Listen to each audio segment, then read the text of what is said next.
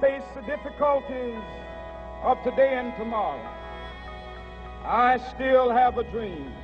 It is a dream deeply rooted in the American dream.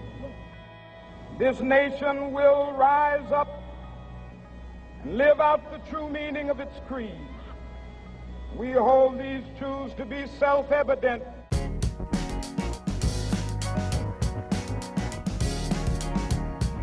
Hello and welcome to episode 3 of the Policy Dialogue series with alumni, staff, faculty, and students from the University of Maryland School of Public Policy. The views expressed do not represent official positions of the school or alumni network. Our goal is to discuss policy solutions that can address and solve the current local, national, and international challenges we face. We are recording this on October 10th, 2020. My name is Evan Papp and I graduated with the class of 2011 with a focus on international security economic policy. I'm currently the executive producer of Empathy Media Lab, which is focusing on labor, political economy, art, and culture. Joining me today is fellow alumni Sharice Davis. How are you doing? I'm doing well. I'm Sharice Davis. I graduated from the School of Public Policy in December 2016. I did a dual degree program with my master's in public policy and my master's in business administration. While at the School of Public Policy, I focused on social policy. Great. And then what are you doing today? What type of work are you focusing on these days? So I'm currently a program manager at a nonprofit where we work to bridge the racial wealth divide and create solutions for economic mobility and financial stability for communities of color. Yeah, awesome. And that's going to be the topic we'll be discussing today. Is going to be on racial inequality and the wealth gap. So citing a Hill article from September 24th, it's titled "Racial Gaps Cost the Economy $16 trillion." And the article was commissioned by Citigroup, and it stated the study calculated the economic gains the country would have experienced if it had closed racial gaps in wages, education, access to housing credit, and lending to entrepreneurs. By far, the equitable lending gap was the largest contributor, calculated at $13 trillion. This could have been used for investments in labor, technology, capital equipment, and structures, and 6.1 million jobs might have been created per year, the report said.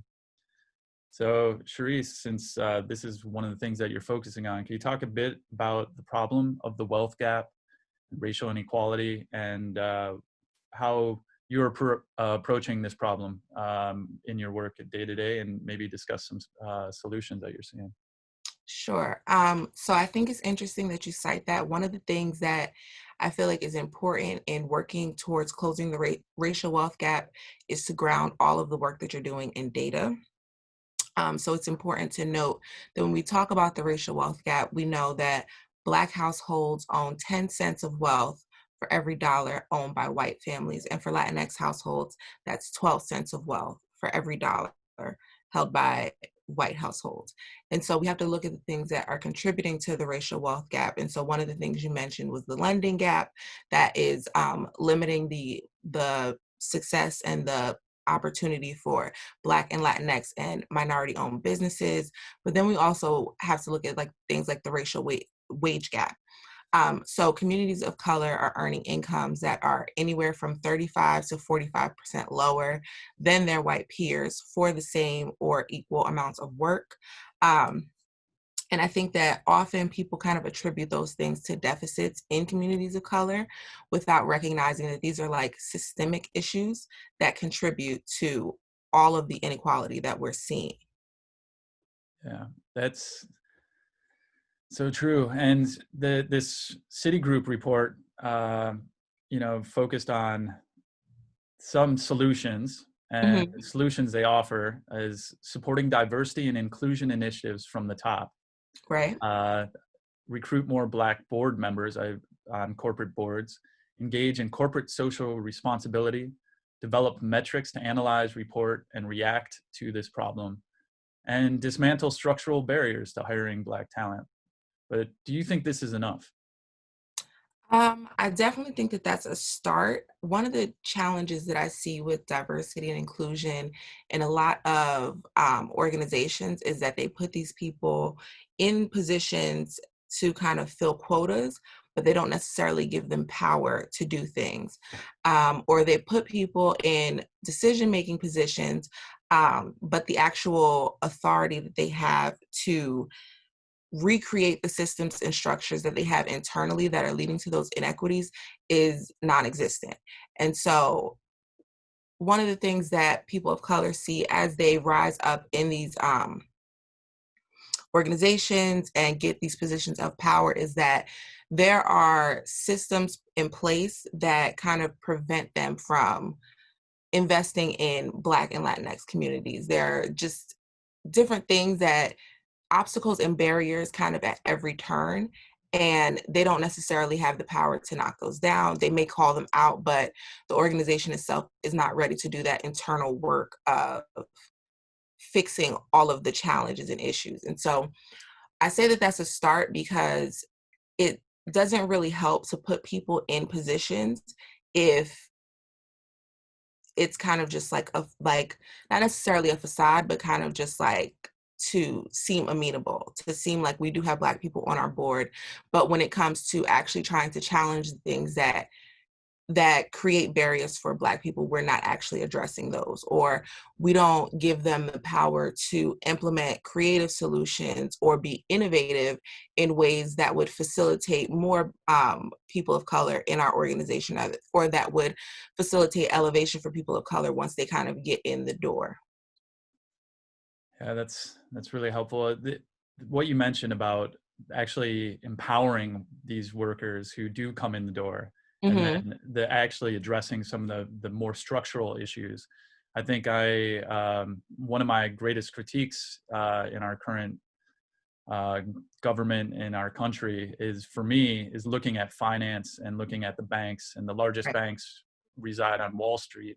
And I appreciate the effort of the Citigroup employees who produced this report, but I also want to just mention that Citibank is one of the most socialized banks on Wall Street. Right. And according to Wall Street on Parade article from July 24th, 2020, during the 2008 financial crisis, the Federal Reserve funneled $2.5 trillion to Citigroup from December 2007 through the middle of July 2010. And tally it all up, it was the largest bank bailout in global banking history.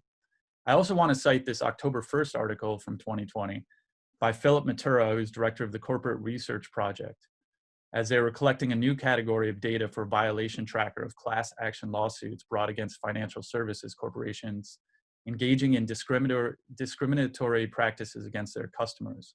Quote, at a time when numerous large corporations have been expressing support for the Black Lives Matter movement, it is important not to forget that big businesses played a role in perpetuating systemic racism and widening the racial wealth gap.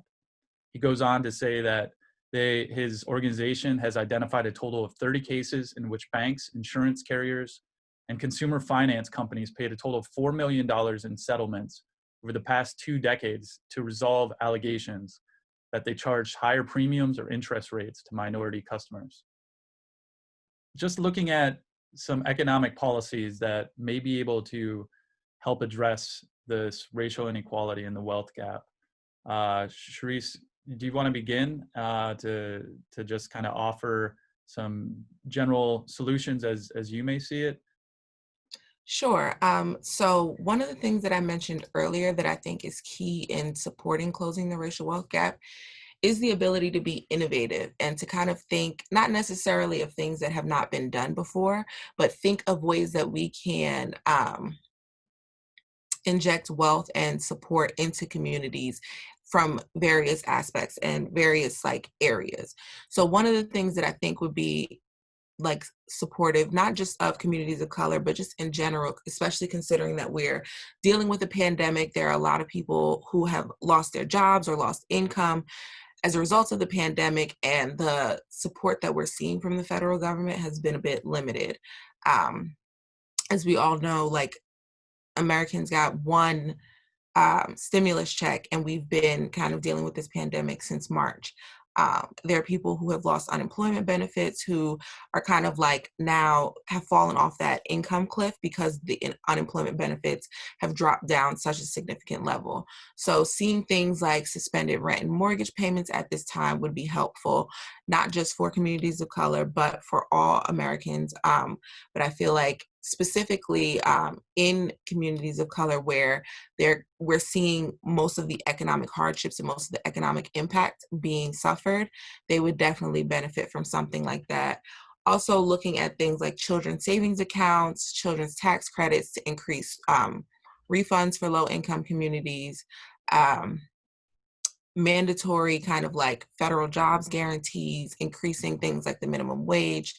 I think like we need to be very specific about creating policies that target the communities that are most economically burdened and most economically impacted. I think that we can't necessarily look at it from a race blind perspective and say like this will stimulate the economy because we've seen that the trickle down effect does not work. So I just think the policy solutions has to be focused on financial stability as opposed to like longer term solutions and benefits. Yeah, some like initial, like immediate injections Right. capital into some of these areas. Right. From my perspective too, I always like to cite in the 1950s, we had a very progressive tax rate, and a lot of people cite the 1950s as the golden age of U.S. Economic supremacy. And at that time, there was a progressive income tax of almost 90%. I think some things with a billionaire wealth tax, reinstituting a larger estate tax for the less than 30,000 families that actually would have to pay for it, and a well-funded IRS targeting that's actually able to ensure that everyone is paying their fair share of taxes. Right. And as we look to the future, where do you see some opportunities to help engage with the systemic changes and influence the levels of power? I definitely see opportunity. I feel like, as cliche as it sounds, in the upcoming election, kind of seeing some administrative changes and people that kind of actually care about building up wealth and building financial stability and security for low and middle income households and Americans. But like I said, I think we just need to kind of listen to the people that are most impacted. I think that we can't necessarily generalize and feel like we can create solutions that for problems that we are not experiencing. We need to go into these communities and kind of listen to what it is that they're saying that they are having challenges with, or what they feel like solutions are. But I think that those people also need to be at the table with the decision makers when these solutions are being designed and implemented.